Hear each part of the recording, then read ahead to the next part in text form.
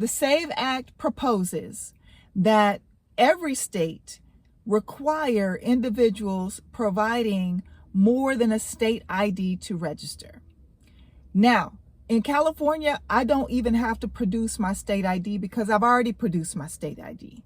And if I come in with my registration barcode and what's been sent to me by the Secretary of State, all they do is scan that, give me my ballot, or they take the ballot that was mailed to me with all my information on it with another barcode, scan that, and then I voted. Or I can drop that in the mail.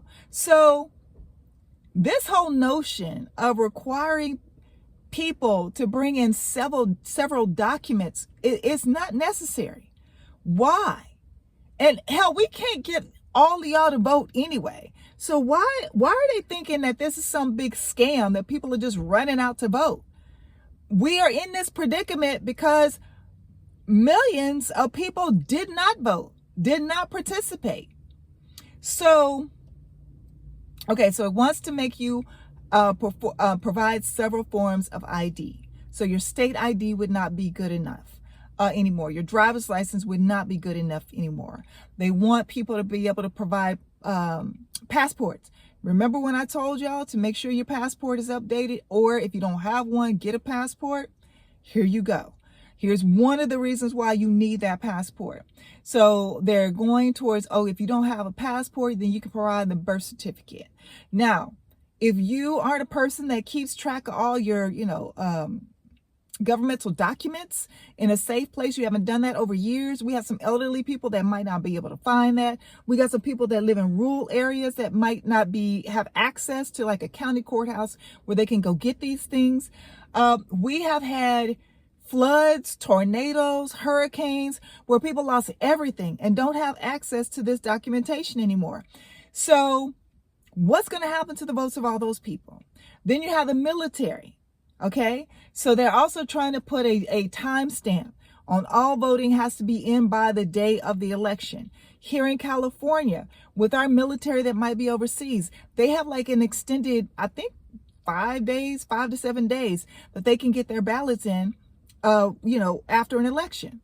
Okay, because it's coming from overseas. So there have to be allowances made for that last minute person, that procrastinator, but they still wanted to have their voice heard. Now, ladies, I've already told you, impacts the military, will impact rural areas, will impact lower socioeconomic people because they won't be able to afford passports.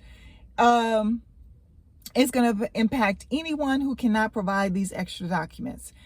But ladies, this one is special for you. If you have changed your last name, if your last name does not match up with your birth certificate, you are going to have problems. So I'm going to say to all the young ladies, or just ladies of any age, any woman that is planning to get married here in the near future, do not change your last name. Do not change your last name. Do not send in that paperwork to change social security numbers, all that crap. Don't do that, because that's where they're trying to get you. They're trying to weed out as many women out of the voting pool as they can, because they know women, no matter what your creed or color or background, women tend to vote more Democratic. They tend to vote for more Democrats, and they want to weed women out. So they're providing all these obstacles. Your name does not match on your birth certificate. You don't have the birth certificate. You don't have the passport. Timing to get things from overseas. This is going to impact millions upon millions of voters. This is clearly voter suppression.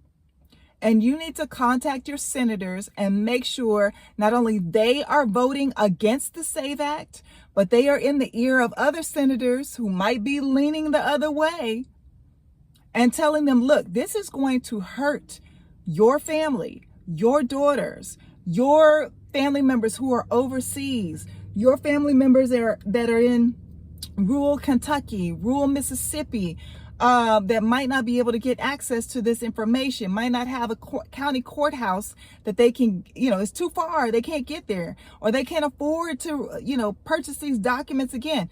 All these things are going to disenfranchise millions upon millions of voters, and we have to act against the SAVE Act passing in the Senate right now.